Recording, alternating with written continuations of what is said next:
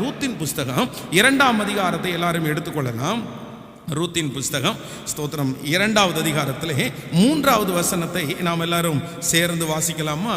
2வது அதிகாரம் ரூத்தின் புஸ்தகத்திலே 2வது அதிகாரத்திலே 2வது அதிகாரம் 3வது வசனத்தை வாசிக்கலாம். யாராவது ஒருத்தர் வாசிங்க பார்க்கலாம்.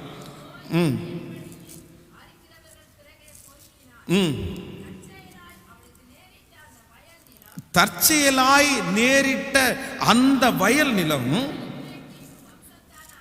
எலிமெலேக்கின் வம்சத்தானாகிய போவாசுடையதாய் இருந்தது.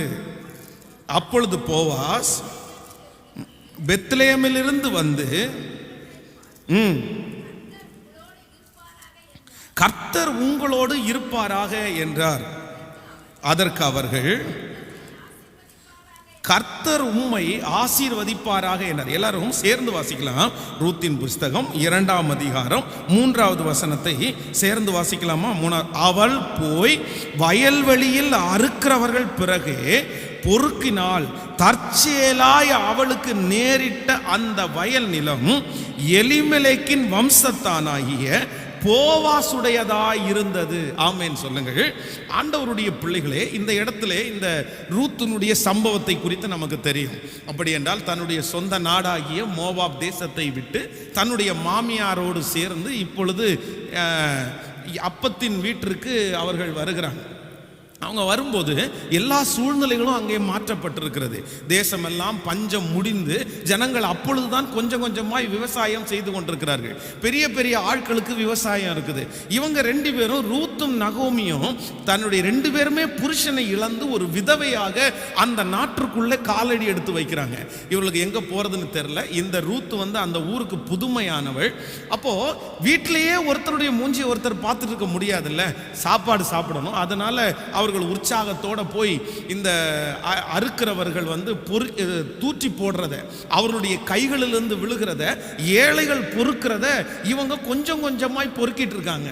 அதுல வேதம் சொல்லுது, தற்செயலாய் அவள் இந்த இடத்துக்கு போகணும்னு நினைக்கல, போவாசுனுடைய நிலத்திற்கு போய் தான் நான் பொறுக்கணும்னு நினைக்கல, எதேச்சையா தற்செயலா அவ பொறுக்கிறதற்காக போகிற அந்த நிலம் யாருடையதா இருந்தது என்று சொன்னால் போவாசுடையதா இருந்தது.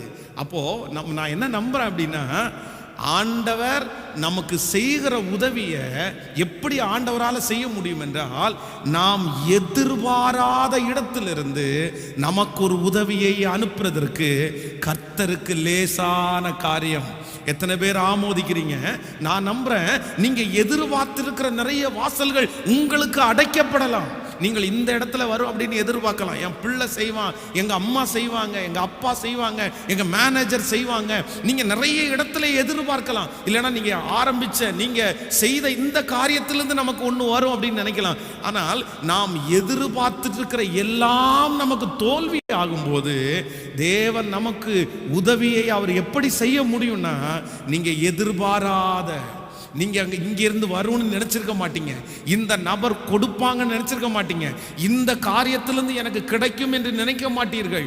ஆனால் தேவன் நினைப்பாரே, ஆனால் நமக்கு எப்படி உதவியை அனுப்புவார் என்றால், எதிர்பாராத இடங்களில் இருந்து நமக்கு உதவியை அனுப்புவதற்கு கர்த்தர் வல்லவராயிருக்கிறார். கைகளை உயர்த்தி ஒரு ஹல்லேலூயா சொல்லலாம்.